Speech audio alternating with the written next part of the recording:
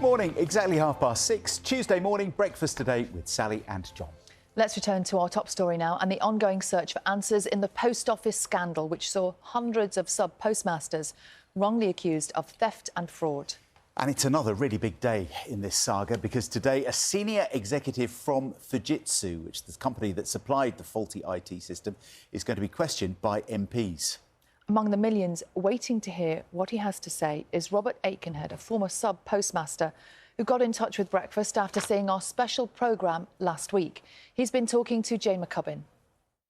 This year was presented to me on my 30 years service. Robert Aitkenhead ran his post office for 32 years, a 3-decade distinguished career with awards for bravery and service. I was in the post office, I was about 19 years and we had an armed robbery, and I stood between the robber and the safe and I got stabbed, and I got a bravery award from the post office. I got 25-year service award from the post office. I got a 30-year service award with the post office, and at 32 years I felt it was time I needed to get out, and I couldn't trust the post office anymore. That is when Robert started to have problems balancing his books. You doubted yourself when the problems were happening? Yes.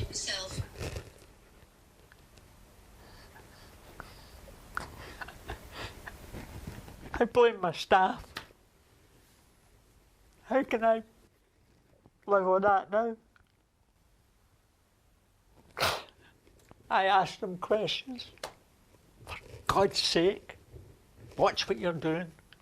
I was losing money, they were losing money. And I'm like that. I cried. I come home at night and couldn't sleep because going on in my mind is like, did I check this? Did I check that? I'll go back in, I'll go in early tomorrow and I'll have a look at this and I'll... Robert sold his business at a loss in 2006, running away from a career and an institution he'd once loved. I didn't want to go bankrupt. I didn't want people to think I was stealing. My worry wasn't the post office, my worry was my family. That was my worry. Yeah. And even having to come back and tell my family that I'd been prosecuted for embezzlement or sent to jail. Oh my God, it's just doubled right in front of my eyes. Now it says I'm £4,000 down. But then he watched Mr. Bates versus the post office and the political fallout unfold across the news. And like so many sub-postmasters, he finally had to speak out. That money. I emailed the BBC and after watching that programme, because I was so upset, I just needed to say something to somebody. I was post office, do you get me? I was post office. I loved the job and they killed it for me with their stupid bloody IT system. Well, our thanks to Robert for getting in touch. He was talking to Jane McCubbin there. Well, we're joined now on Breakfast by Brian Glick, who's the editor-in-chief of Computer Weekly, which, of course, was one of the first publications which exposed this story. Good morning to you, Brian. It's clearly an important day hearing from Fujitsu in public. What do you think you want to hear? Well, good morning. Yes, you're right. This is the first time since all this began that we're going to hear from somebody very senior at Fujitsu facing some direct questions in Parliament about Fujitsu's role in this whole scandal. Right from the very start, since we were the first to write about this back in 2009, Fujitsu has always been no comment, refer everybody to the post office, ask your questions to the post office.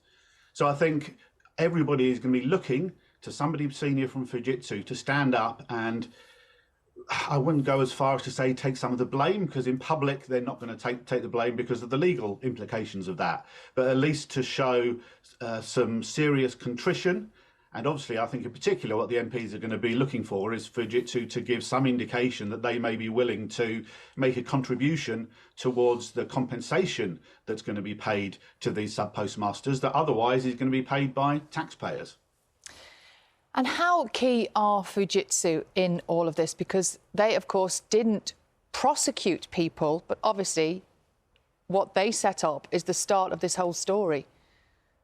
Yes, obviously the Horizon IT system that's at the heart of all this, the IT system that caused the accounting errors that led to the sub-postmasters being prosecuted, that's very much at the heart of the system.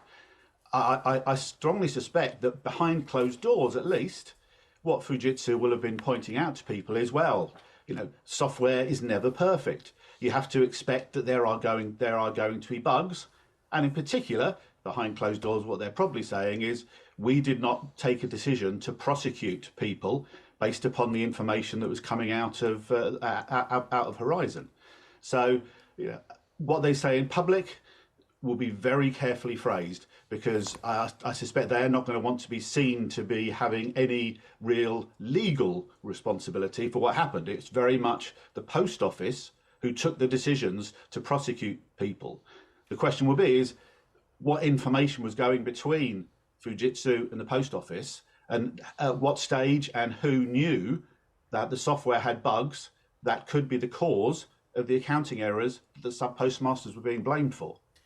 And the Horizon system, the IT system developed by Fujitsu, is still being used in post offices today, and Fujitsu's still getting government contracts for other parts of the public sector as well. So that's going to be a key part of this. Yeah, it's been said that this whole Horizon contract, which Fujitsu has held for nearly 25 years now, is the single most profitable contract that Fujitsu has ever had in the UK. The version of Horizon that they're using today is very different from the one they were using 20 years ago. It's been developed and improved, and there's been no evidence or suggestion in recent years that it's still causing the sort of problems that it did 20 years ago. But it certainly hasn't, during that time, stopped Fujitsu winning a lot of business from the government. They've won, I think there are some estimates talking about over £6 billion worth of contracts from the UK public sector, from other government departments and other parts of the public sector during that 25-year period. So they've done very, very well out of the government and out of taxpayers. Brian Glick, thank you very much indeed for talking to us this morning. And we will be talking to Nick Wallace later on in the programme, who is the journalist and the author of the Great Post Office Scandal, who, of course, has covered this story right from the very, very start. And he's going to be there with a front row seat at the inquiry today. Right, it's 6:38. The government is announcing plans again to help us find cheaper petrol.